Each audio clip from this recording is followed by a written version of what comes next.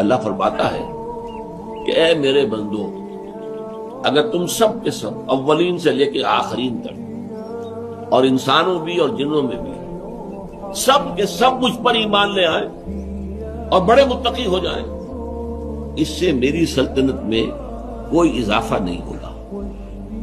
اور اگر تم سب کے سب ابو جہل بن جاؤ، وہ تم شیطان بن جاؤ، سب کے سب، اولکم وآخرکم وانسکم وجنکم، تب بھی میرے کارخانہ قدرت کے اندر کوئی کمی نہیں آئے گی۔ لہذا جو کچھ کر رہا ہے وہ در حقیقت اپنے لیے کمائی کر رہا ہے۔ لہا ما کسبت وعلیہا ما اکتسبت، جو کر رہا ہے خیر کما رہا ہے تو اپنے لیے، شر کما رہا ہے تو اپنے لیے۔ تو اگر جہاد کر رہے ہو اور اللہ نے تمہیں اس کی توفیق دی ہے تو جان لو کہ تم اپنے بھلے کے لیے کر رہے ہو۔ اللہ کا شکر ادا کرو کہ اس نے تمہیں چن لیا ہے، جیسے سورہ حج کے آخر میں ہم پڑھ چکے ہیں، هو اجتباکم جاہدوا فی اللہ حق جہادہ، هو اجتباکم، اللہ کی راہ میں جہاد کرو جیسا کہ جہاد کا حق ہے۔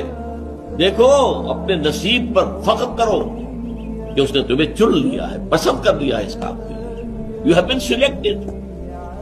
آپ کو معلوم ہے کہ اگر مختلف محکمے جو ہوتے ہیں ان میں کسی کو پرائز مل جائے، کوئی یوں سمجھیے کہ کوئی بار تھا درمیان میں ایفیشنسی بار، اور اس کے بعد ایک دم جمپ لگا ہے، وہ بڑے اونچے کیڈر میں پہنچ گیا ہے، تو مبارکباد دیتے کہ نہیں دیتے کہ تم سلیکشن گریڈ میں آ گئے، بھائی مبارک۔ تو یہ تو امت مسلمہ سلیکشن گریڈ کے اندر آئی ہے۔ هو اجتباکم، ختم نبوت کے بعد وہ کام جو انبیاء کیا کرتے تھے وہ اب اس امت کو بحیثیت مجموعی کرنا ہے۔